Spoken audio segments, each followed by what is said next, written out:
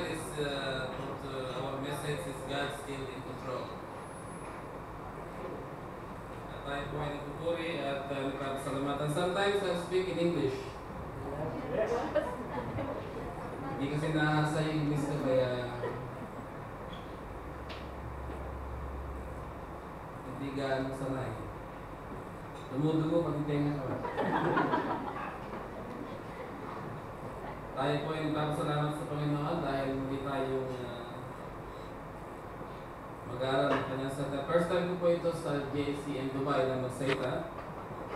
At ang karamihan sa inyo ay kilala na po akong magsalita at po'y mahabang mag-sermon katulad ng araw na ito. Salamat naman at hanggang alas 4 tayo dito. Sa Genesis chapter 50, 15 to 20 ang ating pong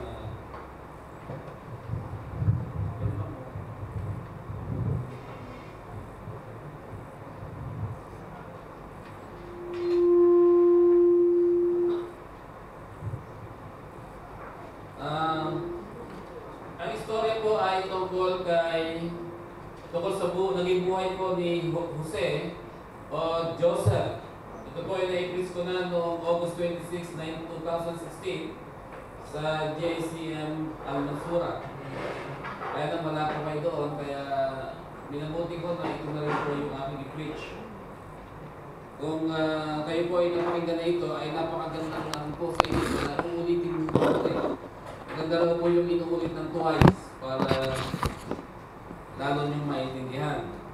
Sino na po yung nakarinig ito? God still in control. Nung ako po ay mag-sermon. Nasa kamay? Aking asawa lang, lagi ko naman kasama yan.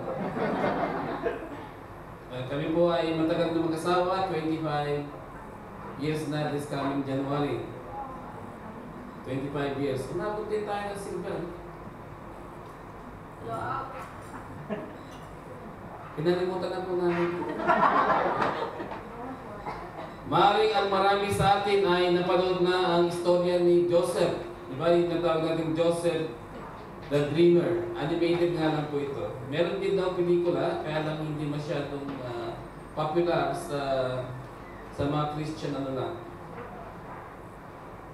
Ang paksa ay ang pagkilos po ng Diyos over the events.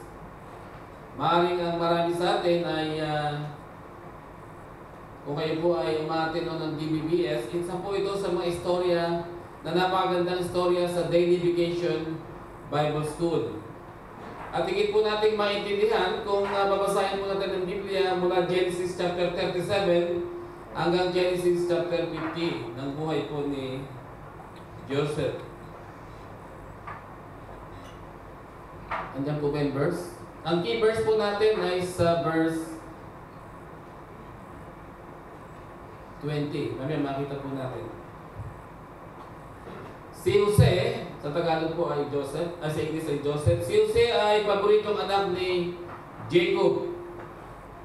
Apple of the eyes ni Jacob. At tanongin niyo lang po kay Sister Jose, dahil nandoon po siya, nasusulat po siya nagkaroon po siya ng Old Testament survey. Alam niya po kung bakit si Joseph ang paboritong anak ni Jacob. At si Jacob ay gumawa po ng balabal o damit na may mahabang banggas. Alam natin istorya, di po ba? Dahil dito, nainggit at nagalit ang kanyang 10 mga kapatid. Half-brother po ito ni Joseph. Sa iba po na unang asawa po ni Jacob. At siyempre, kung kayo po ay dalawang anak lang, kahit dalawa lang po kayo, at yung nanay niyo binili kayo binili ng nanay niyo yung kapatid niyo ng bagong damit, bagong sapatos, ang impulse ng ating damdamin ay mainggit.